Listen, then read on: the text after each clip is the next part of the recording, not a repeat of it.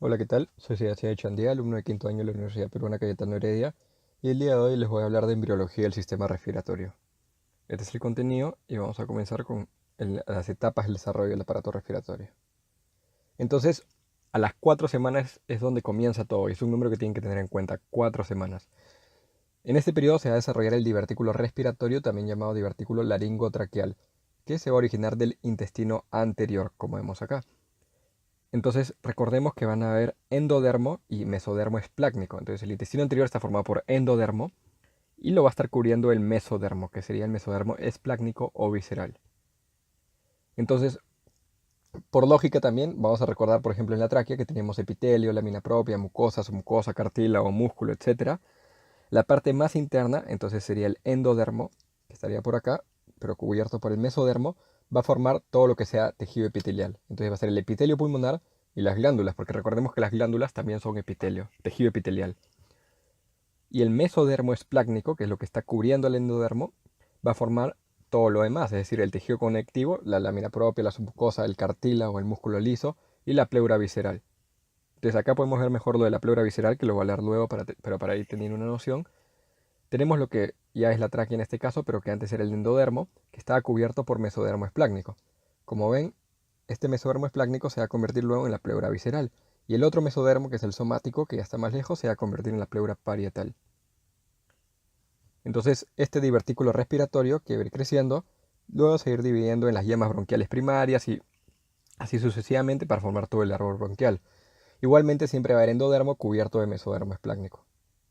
Entonces, ya tenemos que a las 4 semanas se forma el divertículo respiratorio. Ahora, a las 5 semanas se forma el tabique tráqueo-esofágico, es decir, este divertículo está creciendo pero sigue estando en comunicación con el intestino anterior. Se van a tener que formar unos pliegues que luego se van a tener que fusionar para poder separar la parte respiratoria de la parte digestiva. Entonces, estos pliegues se conocen como pliegues tráqueo-esofágicos que provienen del mesodermo esplácnico, que era el que estaba acá afuera. Entonces, el mesodermo esplácnico se va a imaginar para formar los pliegues que se van a fusionar y terminar formando el tabique tráqueo-esofágico. Este tabique va a dividirlo a la parte posterior, que va a ser luego el esófago, y la parte anterior, que ahora se llama tubo laringotraqueal. Este tubo laringotraqueal, bueno, va a dar origen a la laringe, a la tráquea, a los bronquios y a los demás vías aéreas más inferiores como bronquiolos, etcétera, que vamos a ver luego. Entonces, vamos a comenzar estructura por estructura. Primero la tráquea, ya decimos que está el divertículo respiratorio, que luego se divide en yemas bronquiales primarias, pero obviamente antes lo que va a quedar es la tráquea.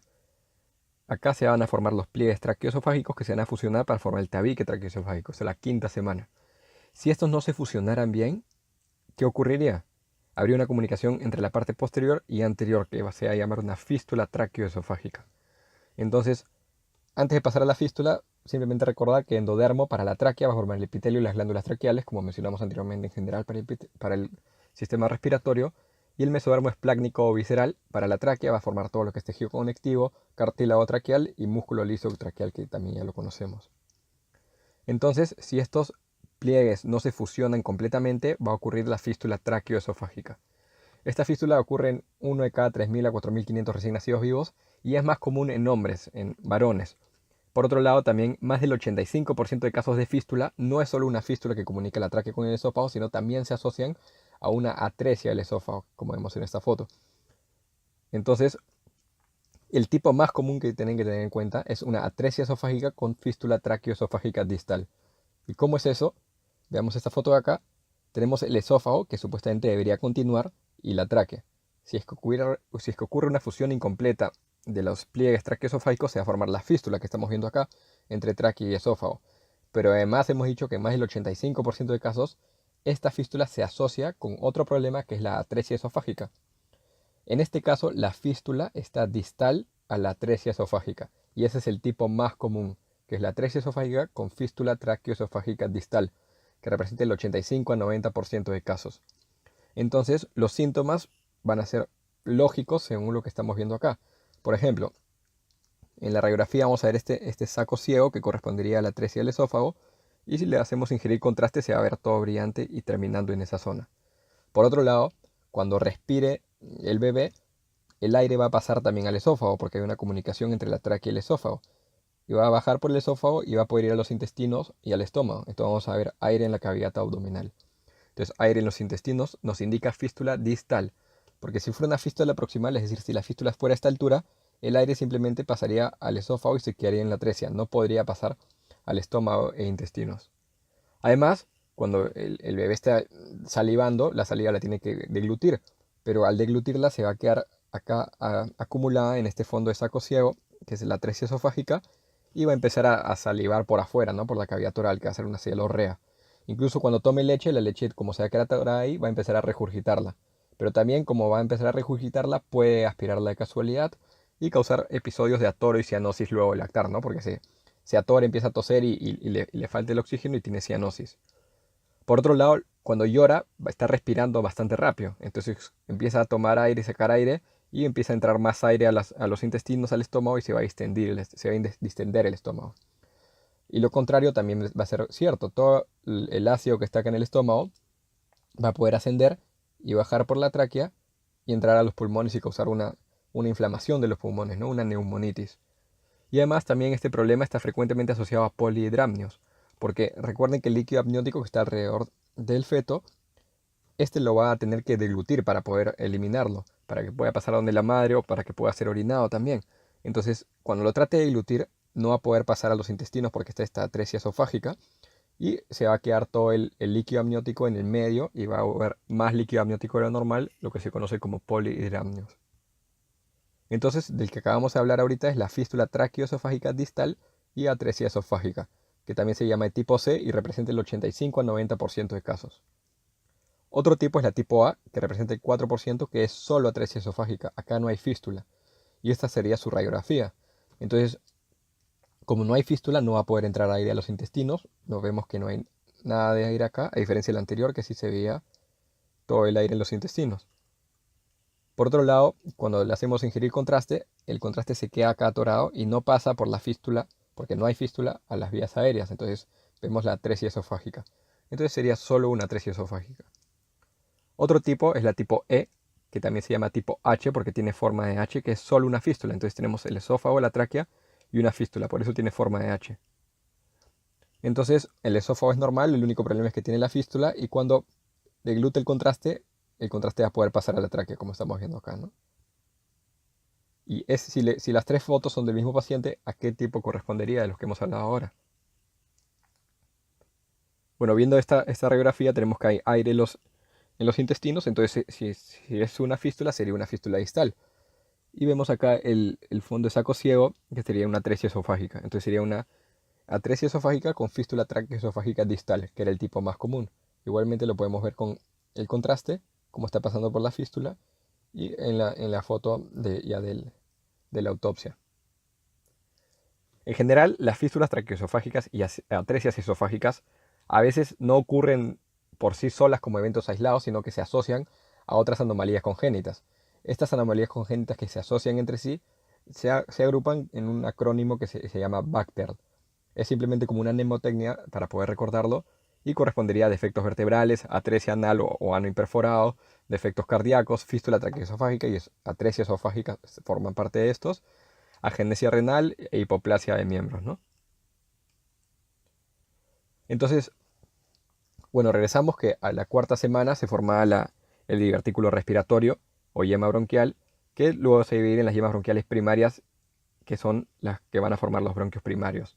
Entonces tenemos que si alguna de estas yemas bronquiales primarias no se desarrolla, solo se desarrolla una, la otra no se va a poder desarrollar y no va a formar un pulmón. Entonces cuando el bebé nazca, le va a faltar un pulmón por completo. Entonces, si tiene un pulmón solamente, este pulmón tratará de compensar y va a inflarse más de lo normal. Y además, en el otro lado, que no hay pulmón, el contenido del mediastino se va a ir hacia ahí, porque este pulmón se está inflando y está empujando, y además que acá no hay nada, al mediastino hacia el lado afectado. Entonces, en esta radiografía, ¿cuál sería el lado afectado? El lado afectado sería el de acá, el que se ve radio opaco o blanco, porque no hay aire. En este caso se ve radiolúcido porque hay aire. En este caso no hay pulmón, por eso se ve radio opaco. Entonces ya hablamos de la tráquea, ahora vamos a hablar de la laringe. Nuevamente la laringe es la misma idea que el endodermo, forma el epitelio y las glándulas, en este caso la laringe. Y acá sí ya no sería mesodermo esplácnico, sino que recibe un nombre especial que es el mesénquima del cuarto y sexto arco faríngeo. Este es el que va a formar el cartílago y músculos laringeos, que son inervados por el nervio vago. Entonces, vamos a ver acá una foto. Tenemos acá el surco laringotraqueal, de donde van a formar ya luego la laringe, ¿no? Entonces, alrededor de este van a crecer como unas eminencias, va a haber como un hinchazón de esa zona. En las partes acá serían las aritenoides y la parte superior sería la que va a ser la epiglotis. Y esto sería la entrada a la laringe. Estos van a ir creciendo y van a ir formando este agujero con forma de T, que luego ya va a crecer y formar lo que va a ser la entrada a la laringe, ¿no? Con la epiglotis y las aritenoides y los demás cartílagos laringeos. Entonces, regresando, este epitelio laringio que está acá, que está creciendo en estas zonas, alrededor de su crecimiento, es decir, entre las semanas 5 y 10, va a ocluir toda la entrada a la laringe. Y en la semana 10 va a haber una recanalización y se va a volver a abrir este espacio. Entonces, el epitelio laringio prolifera porque están creciendo los cartílagos y todo, y el mismo epitelio de la laringe, y va a ocluir temporalmente la luz de la laringe. Y a la semana 10 va a ocurrir una recanalización. En esta etapa de recanalización se forman los ventrículos laringeos, que ya los hemos visto en la parte de histología. Igualmente, la laringe y la epiglotis, los cartílagos, es bastante rápido durante los primeros 3 años después del nacimiento. Es decir, el niño nace con una laringe todavía inmadura y faltan más o menos 3-4 años para que se termine de desarrollar. Luego vamos a ver una patología que es la laringomalacia, que sería cuando todavía no están completamente desarrollados sus cartílagos. Entonces, en resumen, empiezan a crecer acá las aritenoides, el epiglotis, se obstruye la entrada a la laringe y en la semana 10 se recanaliza. En el tiempo de la recanalización se forman los ventrículos laringeos y el niño cuando nace con su laringe todavía está inmadura, recién a los 3 años después del nacimiento ya tiene la laringe del adulto. Otro aspecto importante también es comparar la laringe del niño con la del adulto, porque hemos dicho que tiene hasta los 3 años para desarrollarse. Entonces, la laringe del recién nacido está mucho más superior que la del adulto y además la epiglotis va a hacer contacto con el paladar blando, a diferencia de la del adulto. Esto le va a permitir al niño tener una comunicación completa de las vías aéreas sin que le afecte la deglución, por eso va a poder lactar y respirar al mismo tiempo. Además, el niño no va a poder respirar por la boca, el recién nacido, porque está tapando la epiglotis con el paladar blando. Entonces son respiradores nasales prácticamente puros, ¿no? Y en los primeros 2 años hasta el 3 años ya va a ir descendiendo la laringe. Nuevamente acá vemos que en el neonato, en el recién nacido, la laringe está a la altura de C2, C3, está mucho más superior a diferencia del adulto que está a la altura de C2, C4, C5. También no solo la laringe tiene diferencias en las vías respiratorias superiores entre el recién nacido y el adulto, sino la lengua, por ejemplo, tiene un tamaño relativamente mucho más grande comparada con la del adulto. La faringe es más pequeña, la epiglotis, como los cartílagos están todavía más inmaduros, es más larga y más flexible, y por eso va a poder atorar el agujero de la laringe, como vamos a ver luego en la laringomalacia. La laringe, bueno, hemos dicho que es más anterior, también es más superior. Y otro punto importante es que en el adulto el punto más estrecho de la laringe es a la altura de la glotis. Pero en el recién nacido, en el niño antes de que madure su laringe, es a la altura del cartílago cricoides. Y bueno, la tráquea obviamente va a ser más angosta y menos rígida también, ¿no? Entonces, como mencioné anteriormente, esto le permite al recién nacido poder respirar y lactar o deglutir al mismo tiempo, ¿no? Porque va a estar protegida la vía aérea. Porque vemos acá la laringe cómo se eleva y se sobrepone con el paladar blando. Entonces, la respiración puede ser tranquila, sin preocupación de aspirarse, y la comida o la leche va a ir por los costados hacia el esófago. Entonces, patologías de la laringe que pueden haber, uno es la atresia de la laringe. Entonces, la atresia de la laringe no es nada más que la falla en la recanalización, o sea, es una falla completa en esta recanalización que ocurre a las 10 semanas, como dijimos. Entonces, si no se va a recanalizar, no va a poder pasar aire y va a haber un síndrome obstructivo. Esta recanalización incompleta se le llama síndrome obstructivo congénito de la vía aérea superior, que es una descripción simplemente de lo que está pasando, ¿no? Y por sus acrónimos en inglés se llama el síndrome CAOS, ¿no? Distal a la zona de la atresia, vamos a ver acá en la foto, si acá está la estenosis o atresia laringea, atresia sí es completa, ¿no? Porque no se recanaliza, distal a estas vías, a esta atresia, el pulmón secreta líquido cuando está adentro del útero, como vamos a ver después. Pero el líquido no va a poder salir. Entonces los pulmones se van a empezar a hinchar, van a aplastar el diafragma y como va a haber bastante presión, en el diafragma y en general en la cavidad abdominal puede ocurrir ascitis, que es un tipo de edema, y también hidrops fetal inclusive, ¿no? Entonces tenemos acá la foto con una ascitis bastante prominente por el síndrome CAOS, ¿no? Ahora, la otra opción es una atresia incompleta, ya no es una recanalización, o sea, ya no es una falta completa de la recanalización, sino que ocurre la recanalización a las 10 semanas, pero no completamente. Entonces, ahí no es que haya una obstrucción total, pero va a haber una obstrucción parcial, ¿no? Entonces, tenemos acá las cuerdas vocales verdaderas y como no se va a ver recanalizado completamente entre los epitelios, va a quedar un huequito nomás, lo demás va a estar con una membrana, una web que le dicen laringia, ¿no? Y en la parte de la laringoscopía podemos ver acá como entre las dos cuerdas vocales verdaderas hay esta membrana mucosa que la está tapando, pero sí hay un espacio al menos que le permite respirar. Pero como este espacio es más pequeño, cuando el bebé llore, por ejemplo, va a tener un llanto ronco y además va a causar cierta obstrucción también de las vías aéreas, ¿no? Simplemente entrar por endoscopía y dilatarlo es lo que se hace como tratamiento. Lo otro que mencioné también es la laringomalacia. Esto es una laxitud congénita, o sea, es una debilidad de los cartílagos porque simplemente los cartílagos están inmaduros, tienen más tiempo para madurar, hemos dicho, hasta los 3 años.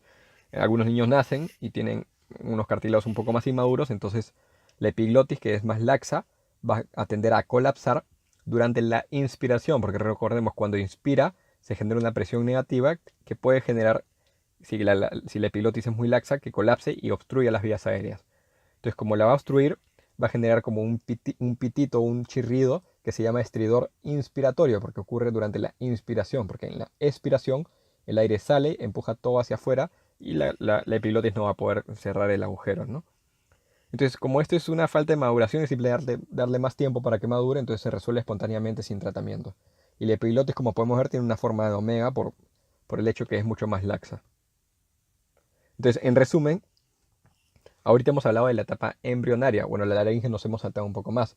Pero en la parte de la tráquea hemos hablado de la etapa embrionaria. 4 semanas el divertículo respiratorio y 5 semanas ya se forma el tabique tráqueo-esofágico y empieza a desarrollarse las yemas bronquiales primarias, ¿no? Pero en general 4 semanas divertículo respiratorio y 5 semanas tabique tráqueo-esofágico. Eso corresponde a la etapa embrionaria.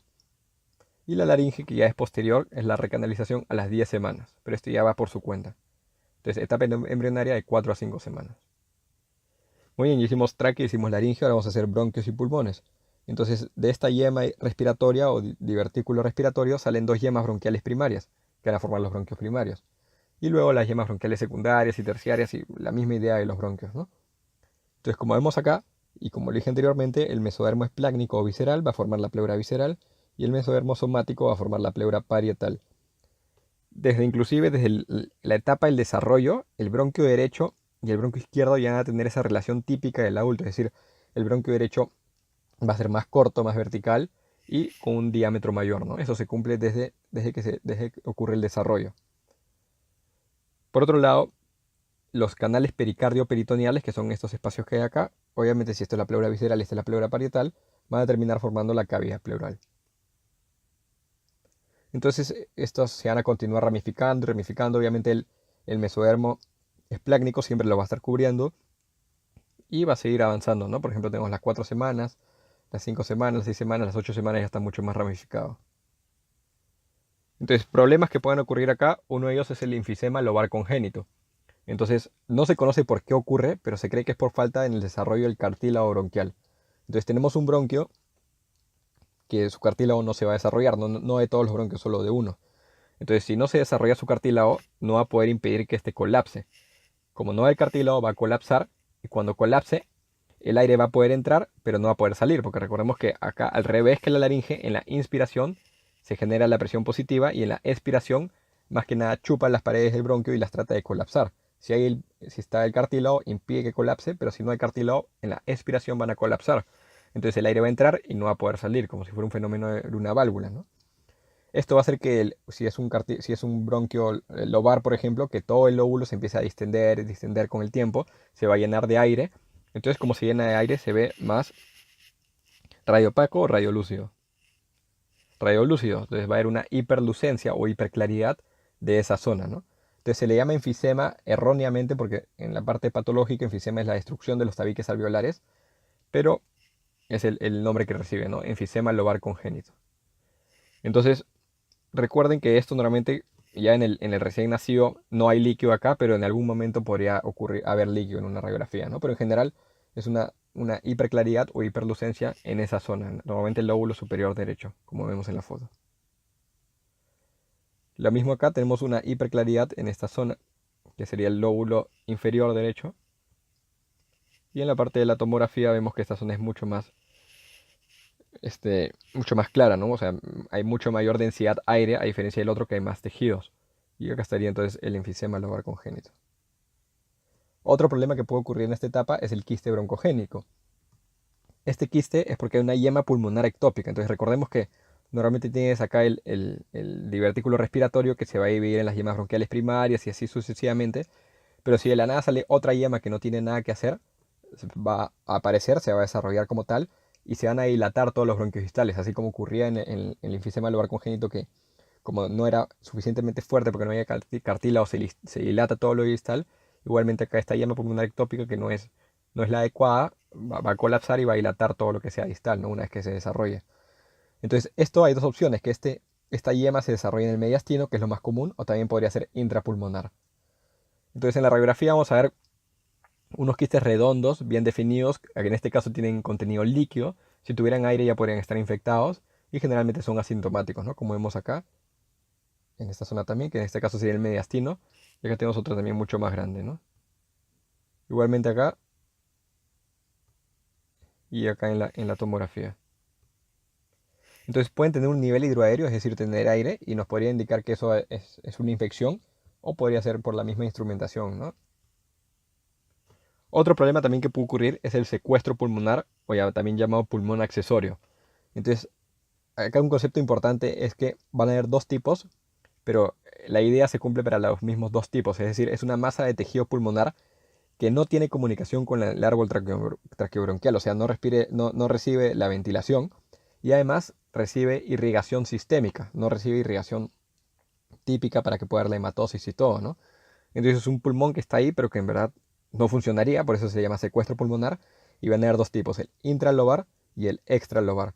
El extralobar simplemente sería como si hubiera tejido pulmonar en otra zona que no esté en contacto con el pulmón, que ni siquiera le llegan las vías aéreas a ninguno de los dos y que tiene una irrigación sistémica. Entonces no sirve de nada. Igualmente el otro, el intralobar. Solo que el intralobar es parte del mismo pulmón. Entonces el intralobar tiende a ocurrir, por ejemplo, infecciones sucesivas, donde ya se destruyen acá las vías aéreas y termina por la hipoxia habiendo una nuevas colaterales que terminan irrigando esa zona, y la extralobaria es por una anomalía congénita de por sí, ¿no? Porque nació con un tejido pulmonar ahí que no debería estar. Entonces casi siempre esto está en la base del pulmón izquierdo y la más común es la intralobar que tenemos acá. Entonces, esta es la misma idea, en este caso sería intra o extralobar. Esta sería extralobar porque comparten o tienen, perdón, distintas pleuras viscerales. Si fueran intrapulmonar o intralobar, tendrían la misma pleura visceral, no estarían así separados como en este caso. Entonces podemos ver acá que no recibe ningún tipo de bronquio, bronquiolo, nada, y que tiene una irrigación sistémica, que en este caso viene de la aorta. Este otro caso sería un intralobar, y obviamente acá ya se ha abscedado y todo, pero vemos que comparten la misma pleura visceral que está por acá afuera, y recibe irrigación acá de la aorta también. En este caso, tenemos acá la aorta con contraste y vemos cómo está generando una rama que va a ir hasta esa zona de tejido, que sería el secuestro, ¿no? Igualmente acá vemos cómo le da una rama a esa zona de tejido pulmonar, que como no tiene vías aéreas, no tiene densidad de aire, por eso no se ve negro, ¿no? Porque no hay vías aéreas, no está aireado. Es simplemente tejido pulmonar que está ahí secuestrado, entre comillas, por eso se le llama así. Entonces, en resumen, todo lo que hemos hablado ahorita se llama la etapa pseudoglandular, porque en la histología, en esta parte, parece que fueran glándulas, un tejido glandular. Va de las 5 a las 17 semanas. Entonces, acá ya se desarrollan las yemas bronquiales primarias, secundarias, terciarias, todos como vimos. Aparece la pleura visceral parietal. Se generan los bronquios principales en la semana 5, o sea, al inicio, que hemos dicho que entre el embrionario y la pseudoglandular ya están apareciendo las yemas bronquiales primarias. Y los terciarios o segmentarios, que vienen de las yemas bronquiales terciarias, ya ocurren en la semana 7. Entonces se van a seguir dividiendo en esta etapa hasta llegar a los bronquiolos terminales. Y ya no se forman en esta etapa los bronquiolos respiratorios, se forma todo lo que sea de la parte conductiva. Entonces los bronquiolos terminales se forman casi al final de esta etapa, más o menos semana 15, 16, y tienen un epitelio simple cilíndrico. El epitelio después se va a ir aplanando, ¿no? Hay escasos capilares porque todavía no se está desarrollando la barrera hematogaseosa. Entonces en esta etapa el bebé claramente no va, si nace no va a poder sobrevivir, ¿no? Porque no puede respirar. Entonces, para esta etapa se han formado todos los componentes de las vías conductoras, nada de lo que está implicado en hematosis como bronquiolos respiratorios, entonces la respiración no es posible. La tercera etapa, entonces ya hablamos de la embrionaria, que va de las 4 a las 5 semanas, la pseudoglandular, que va de las 5 a las 16, 17, y ahora viene la canalicular o acinar, que va de las 16 a las 25. En general esto es promedio, a veces puede variar, ¿no? Según el libro de texto. Y estas etapas se superponen, por eso en la anterior puse que acaba en la 17 y esta que comienza en la 16. Incluso los segmentos proximales del pulmón, o sea, por ejemplo, la yema bronquial primaria va a empezar a madurar, va a empezar a avanzar en estas etapas y la yema bronquial terciaria recién se está formando después, entonces sus etapas van a estar un poco retrasadas con respecto a las otras. Entonces, mientras más distal, menos ha avanzado en el desarrollo, ¿no? Entonces, los bronquiolos terminales, que eran lo que terminaba hasta la parte de la pseudoglandular, acá se van a seguir ramificando en esta etapa en dos o más bronquiolos respiratorios. Acá no es la dicotomía que ven en anatomía, acá se está desarrollando todavía, entonces se ramifican en dos o más bronquiolos respiratorios. Estos se van a su vez ramificar en conductos alveolares primitivos, que son de 3 a 6. Nuevamente no hay dicotomía, simplemente se están ramificando para formarlos, ¿no? Va a aumentar la vascularización, van a haber más capilares, y en la semana 20, es decir, casi ya terminando esa etapa, inicia el desarrollo de los neumocitos. Entonces la respiración recién es posible al final de esta etapa, es decir, a las 25, 24 semanas, porque recién en esta etapa ya se han terminado de ramificar prácticamente todos los conductos alveolares y empiezan a aparecer por ahí unos que otros sacos terminales, que son los alvéolos primitivos, ¿no? Que van a estar en contacto estrecho con los capilares y podría haber algo de respiración, porque los sacos terminales ya se van a formar completamente en la siguiente etapa. Entonces, recordando, en la etapa anterior, que era la pseudoglandular, se forma principalmente hasta los bronquiolos terminales. En esta etapa canalicular o acinar se forma hasta los conductos alveolares primitivos. Pero terminando esta etapa, como no todo es exacto y además se superponen las etapas a lo largo del pulmón, en algunas zonas ya van a empezar a aparecer los sacos terminales, que son los alvéolos primitivos, y ya podría empezar a ocurrir cierta respiración. Es por eso que el límite de supervivencia para que puedan hacer un bebé depende del hospital, pero teóricamente es las 24 semanas. Algunos dicen 25, pero en general es 24 el punto de corte, ¿no? Depende también que también manejes al recién nacido una vez que nazca y que también sea tu infraestructura del hospital, pero la parte teórica es 24 o 25 semanas. Entonces la etapa de saco terminal o sacular es la siguiente etapa, va desde las 25 semanas hasta el nacimiento. Entonces acá se van a desarrollar más sacos terminales. Recuerda que saco terminal ya es el sinónimo del alveolo primitivo, ¿no? El epitelio ya se hace bastante delgado. Recordemos que los neumocitos ya comenzaron a desarrollarse desde la semana 20 inclusive. Entonces acá se están continuando desarrollando. Y los capilares también ya empiezan a protruir y como que a entrar a los que van a ser los sacos terminales, que son los alveolos luego, para formar la barrera alveolo capilar. Entonces, los sacos terminales entre sí están formados por septos primarios o tabiques primarios. Entonces, nuevamente, el saco terminal viene a ser un análogo de alveolo, en este caso alveolo primitivo. Entre alveolo y alveolo están separados por tabiques alveolares, solo que en esta parte del desarrollo se están separados por septos primarios, porque luego vamos a ver que los secundarios forman ya los alveolos adultos. Y los sacos terminales, que también son los alveolos primitivos, ya están cubiertos con las células planas, que son los neumocitos tipo 1, y también están los neumocitos tipo 2 en las esquinas, ¿no? Entonces los neumocitos se desarrollan desde la semana 20 y los neumocitos tipo 2 secretan sus surfactantes prácticamente desde que se desarrollan, la semana 20-22, pero son tan pocos o se secretan tan poco surfactante que no permite la supervivencia, ¿no? Por eso recién el punto de corte es la semana 24. Y en esta etapa de saco terminal también se desarrollan los vasos linfáticos, eso es importante. Y finalmente se tiene la etapa alveolar, que va de las 34 semanas hasta los 8 años. Entonces recuerden, se va a seguir desarrollando el pulmón hasta después del nacimiento, hasta los 8 años. Entonces los sacos terminales, que eran los alvéolos primitivos, estaban separados primero por septos primarios, pero en esta etapa se van a separar por septos secundarios para formar los alvéolos adultos. Entonces cerca del 95% de esos alvéolos ya adultos se desarrollan luego del nacimiento. Entonces al nacer tenemos 20 a 70 millones de alvéolos y a los 8 años que termina esta etapa hay 300 a 400 millones de alvéolos. Y el principal mecanismo en el aumento de este número de alvéolos es el desarrollo de tabiques secundarios, más que aparezcan nuevos alvéolos, ¿no? Es simplemente los alvéolos primitivos que se están dividiendo en dos por los tabiques secundarios para formar más alvéolos que serían ya por los adultos.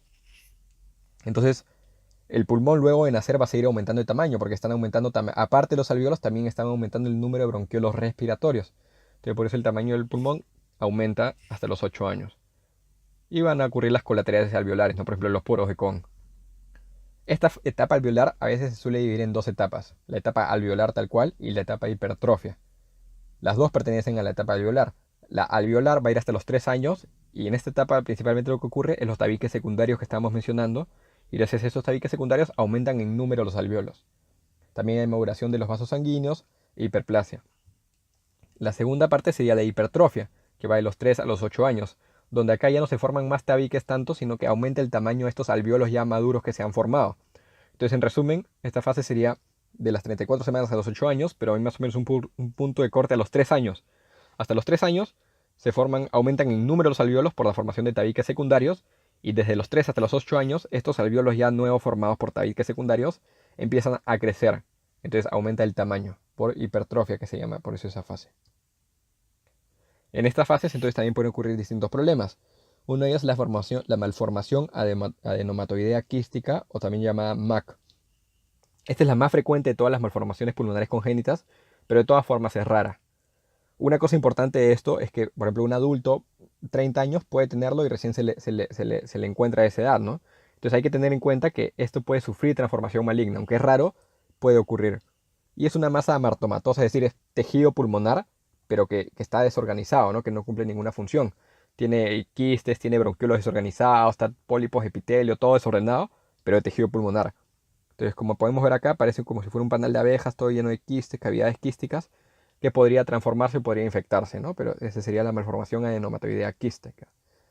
Es por un desequilibrio entre la proliferación y la apoptosis, ¿no? Cuando se está desarrollando el pulmón, tiene que proliferar y también tiene que haber apoptosis para más o menos como que moldearlo. Si hay un desequilibrio en esto, va a empezar a crecer como loco, y por eso es una masa amartomatosa que está de todo mezclado y se forman estos quistes que sería el MAC.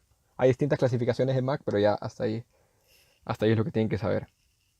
Entonces, en resumen, tenemos las distintas etapas y la mnemotecnia que lo usan normalmente desde la parte embrionaria, pseudoglandular, canalicular, sacular y alveolar es esta mnemotecnia en inglés, y basándonos en la primera letra de cada uno podemos decir cada etapa, ¿no? Embrionaria, pseudoglandular, canalicular, sacular y alveolar.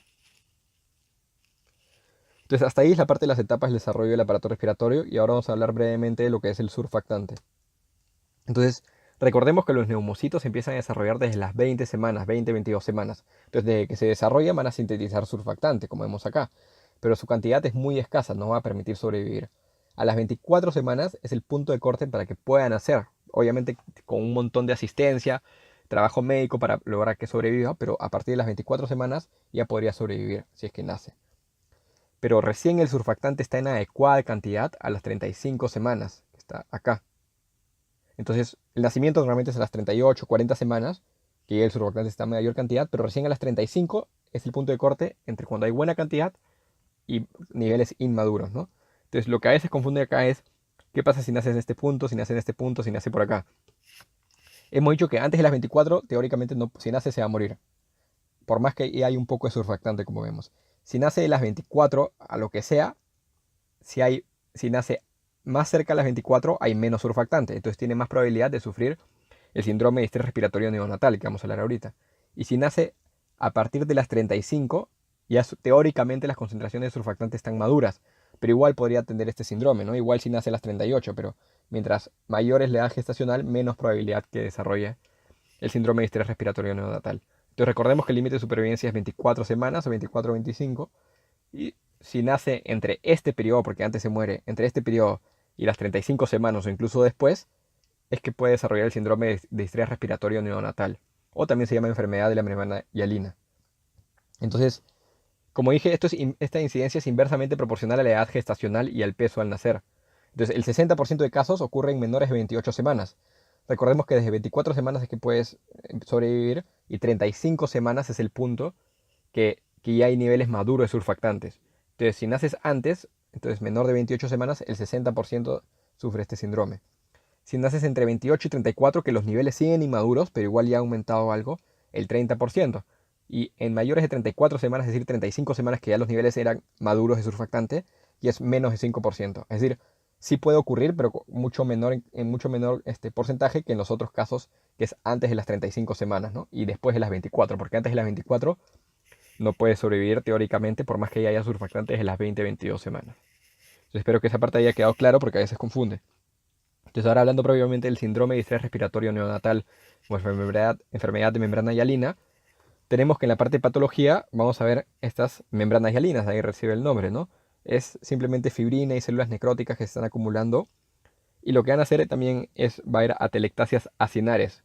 Entonces recordemos que el surfactante permite que el alveolo no colapse por la fuerza de tensión como hemos visto en la parte de fisiología y si hay surfactante insuficiente, los alveolos van a colapsar.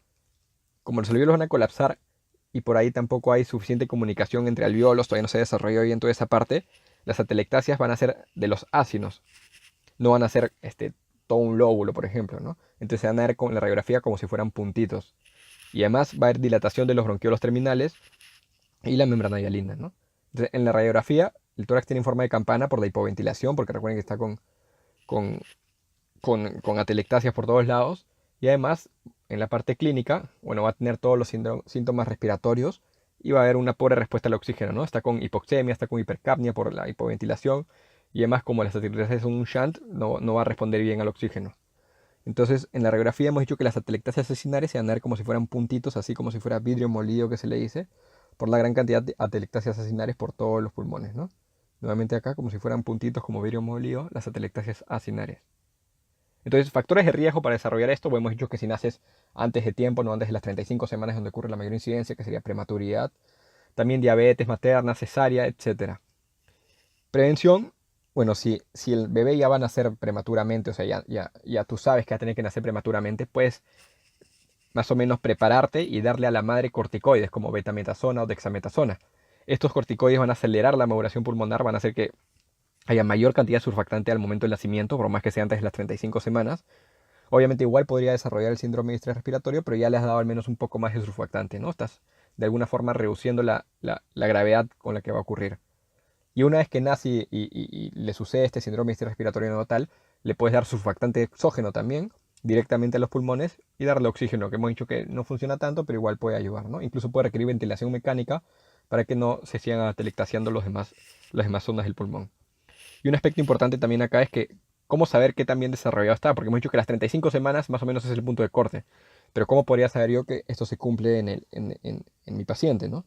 Entonces le podemos medir la tasa de lecitina esfingomielina. Entonces, a lo largo del embarazo, de la gestación, acá tenemos la lecitina y acá tenemos la esfingomielina. Los dos están en niveles bajos. La esfingomielina siempre se va a mantener más o menos baja y al momento que empieza a madurar o a secretar surfactante, la lecitina empieza a aumentar. Entonces, ya más o menos en las 35 semanas que hay bastante surfactante, llega casi al pico y la relación lecitina-esfingomielina se vuelve mayor a 2, ¿no? Porque la lecitina ya está en el doble de cantidad de esfingomielina. Y esto se puede medir y ver así más o menos si está mayor a 2 que sería maduro, o entre 2 y 1 que sería transición, o menor a 1 que sería inmaduro, y más o menos ver cómo se está desarrollando el surfactante en nuestro paciente. Complicaciones de nacer con este síndrome es que tiene mayor riesgo de ductos arterioso persistente, puede tener enterocolitis necrotizante y muchas otras complicaciones, obviamente, del mismo problema, ¿no? Pero también cuando uno nace hemos dicho que le pueden dar oxígeno. Este oxígeno en exceso, porque es a gran concentración, le puede generar problemas por toxicidad por oxígeno. Entre ellos displasia broncopulmonar, que simplemente empieza a crecer como loco el tejido pulmonar, hay fibrosis por la cantidad de oxígeno. Retinopatía del prematuro también, que puede causar desprendimiento de retina y ceguera. Esto es porque cuando le das bastante oxígeno, antes de darle oxígeno está en hipoxia, de ahí empieza a hacer neovascularización en la retina, se forman neovasos y de ahí cuando esos neovasos son más que nada frágiles y se pueden romper y generar desprendimiento de retina y ceguera, ¿no? Y también puede generar hemorragia intraventricular. Entonces hasta ahí es la parte de surfactante y ahora vamos a pasar al líquido pulmonar. Recordamos que al inicio dije que el pulmón también secreta un poco de líquido y por eso en el síndrome de Caos que habíamos hablado se hinchaban los pulmones, ¿no? Entonces el pulmón empieza a producir ese líquido desde las 16 semanas. Este líquido permite generar una presión positiva en lo que van a ser las vías aéreas para que permitir un correcto desarrollo, ¿no? Si no hubiera, estarían entre comillas colapsadas todas y no va a poder desarrollarse correctamente. Y se produce por un transporte activo de cloro. Por otro lado, no confundir el líquido pulmonar con el líquido amniótico. Entonces, por ejemplo, acá está flotando en el líquido amniótico. Este líquido amniótico va a provenir 70% por la orina del bebé, el bebé orina o el feto orina y está produciendo líquido amniótico, y también por la producción del líquido pulmonar que hemos dicho que se produce y lo va a poder expulsar por la boca, ¿no? Entonces todo ese líquido está flotando acá y se está produciendo constantemente, entonces tiene que drenarse entre comillas también, y eso lo hace deglutiendo. Por eso cuando tenía la atresia esofágica con una fístula distal, no podía deglutir y todo se queda acá y había polidramnios, ¿no? Una vez que deglute, esto ya pasa por la placenta, va donde la madre, y de ahí de la placenta viene la circulación sanguínea de nuevo y se continúa el ciclo, ¿no? Entonces, los movimientos respiratorios fetales es otro concepto. Está acá, no hay aire, está dentro del líquido, pero igual uno puede ver en la ecografía que hace movimientos como si estuviera respirando. Estos movimientos permiten el desarrollo de los pulmones, son importantísimos para que ocurra un correcto desarrollo de los pulmones, y además permiten, como están apretando y extendiendo el pulmón, que el líquido pueda salir y entrar, ¿no? Entonces, al nacimiento, o sea, cuando van a nacer, recordemos que tiene que cambiar el líquido que hay en los pulmones por aire. Entonces, ¿cómo ocurre esto? Son distintos mecanismos. En general, hay tres rutas principales: la nariz y la boca, es decir, cuando está saliendo por el canal de parto, si es un parto vaginal, esa presión que ejerce a pasar por ese conducto estrecho va a hacer que salga el líquido por la nariz y por la boca. Otro por los vasos linfáticos y también por los capilares pulmonares, que es la ruta principal, ¿no? Un transporte de los capilares de la parte de lo que va a ser el alveolo y las vías aéreas hacia los capilares, y ya pasa por la sangre del bebé. Entonces, esto es importante también: la producción de líquido pulmonar se va a detener durante el trabajo de parto. Es decir, cuando ya la madre está sufriendo contracciones regulares y ya está ocurriendo dilatación del cérvix, porque la madre está liberando bastante catecolaminas, ¿no? Adrenalina, por ejemplo, que van a hacer que se detenga la producción de este líquido pulmonar. Igual ya va a haber, pero ya no se va a producir al menos. Y de ahí se va a expulsar o reabsorber por las rutas que he mencionado. Entonces, ¿qué pasa si no se expulsa del todo y queda algo de líquido? Va a ocurrir lo que se llama taquipnia transitoria del recién nacido o pulmón húmedo, porque le ha quedado líquido, ¿no? Entonces, es la persistencia del edema pulmonar. Bueno, hay líquido, el pulmón que no se ha expulsado, entonces es un edema pulmonar después del nacimiento, y es la retención de este líquido que mencioné, ¿no? Es una de las causas, de las varias causas de distrés respiratorio, dificultad respiratoria del recién nacido, y en la mayoría de casos causa taquipnia, o sea, una respiración acelerada, por eso se llama taquipnia transitoria del recién nacido. Y bueno, nace, tiene taquipnia y se empieza a reabsorber por los mismos mecanismos, y se resuelve espontáneamente la taquipnia y este problema a los 3-4 días, ¿no? Factor de riesgo es que sea prematuro, que se sea cesárea sin trabajo de parto. Por ejemplo, dijimos que el trabajo de parto libera catecolaminas que hace que ya no se secrete más líquido pulmonar. Y en la vía vaginal también apretaba al feto para que, como estrujarle todo ese líquido y botarlo por la boca. Entonces, si es cesárea sin trabajo de parto, mayor riesgo de que desarrolle este problema, ¿no? Así como madres diabéticas y haber recibido muchos analgésicos durante el parto de la mamá. Y acá en la radiografía vemos como si hubiera un edema, ¿no? En general en todo el pulmón. Entonces, los factores para que ocurra un desarrollo normal del pulmón, dijimos que uno de ellos era el movimiento respiratorio fetal. También obviamente tiene que haber un espacio adecuado en el tórax. Si no hubiera un espacio adecuado, no va a poder crecer el pulmón. Y el líquido amniótico tiene que tener un volumen adecuado. No solo el líquido pulmonar, que es imprescindible para el desarrollo del pulmón, sino también en general todo el líquido amniótico. Porque si hubiera poco líquido amniótico afuera, todo el líquido pulmonar va a estar siendo expulsado continuamente, y en general va a haber menos líquido pulmonar adentro del pulmón en un momento dado.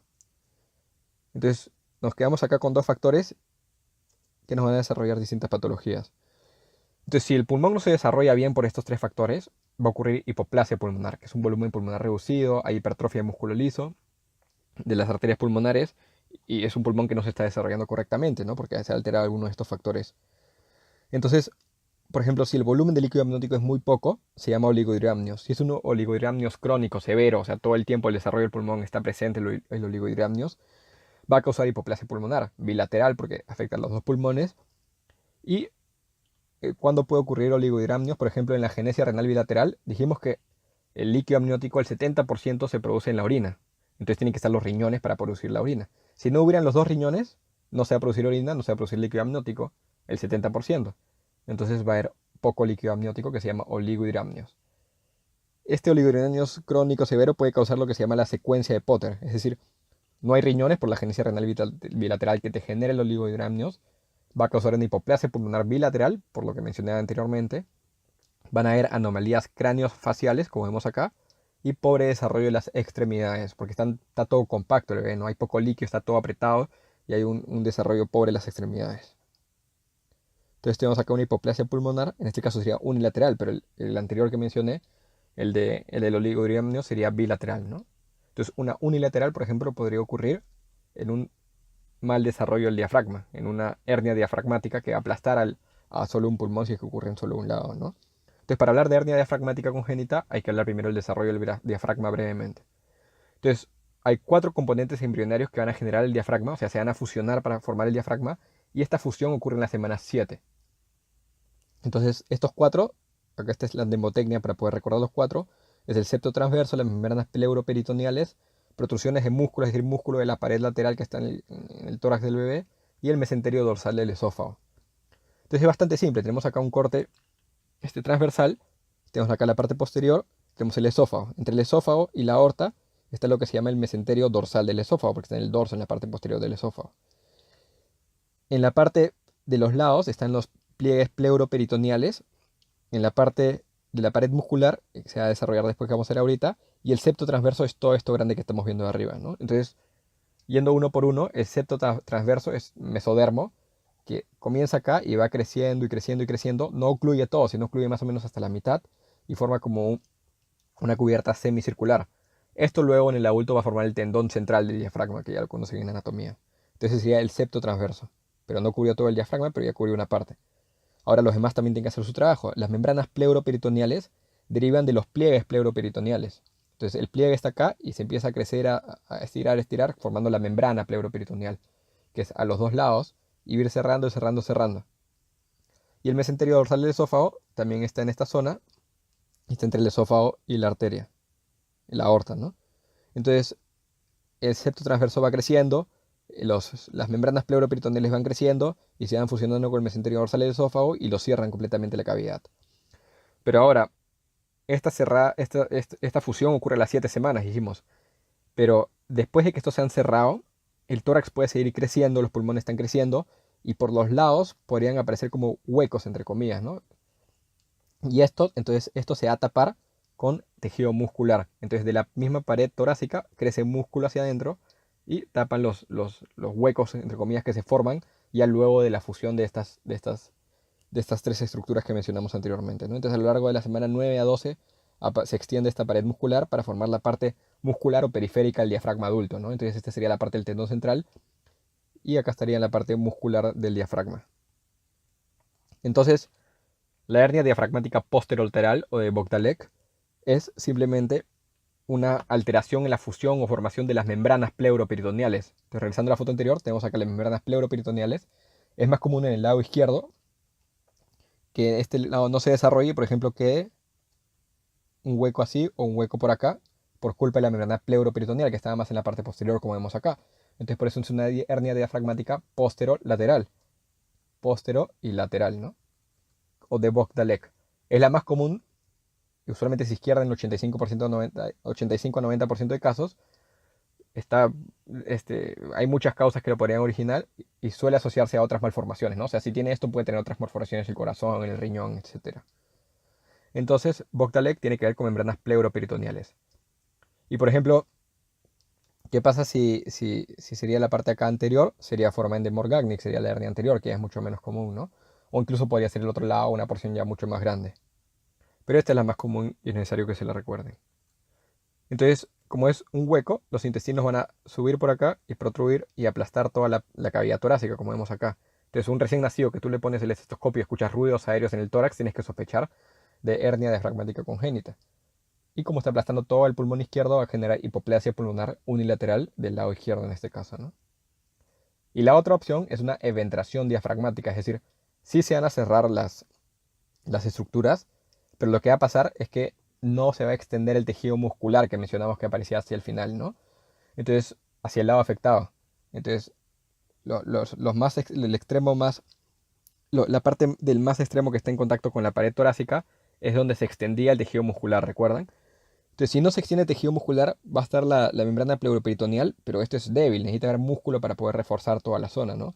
Entonces, el intestino va, como expresión positiva, va a subir, pero va a seguir cubierto por el diafragma, ¿no? Que era lo que antes era la membrana preguloperitoneal. Entonces es una eventración, ya no sería una hernia, porque hernia estaría atravesando sin ninguna cubierta. Entonces también puede causar hipoplasia pulmonar porque también está ocupando espacio, pero en la radiografía se va a ver distinto. Como está cubierto por diafragma, ya no se ven las asas intestinales llenas de aire, sino se ve el diafragma que lo cubre, ¿no? Como una cúpula que está subida. Bueno, eso sería todo. Espero que hayan aprendido y cualquier cosa no duden en escribirme. Muchas gracias.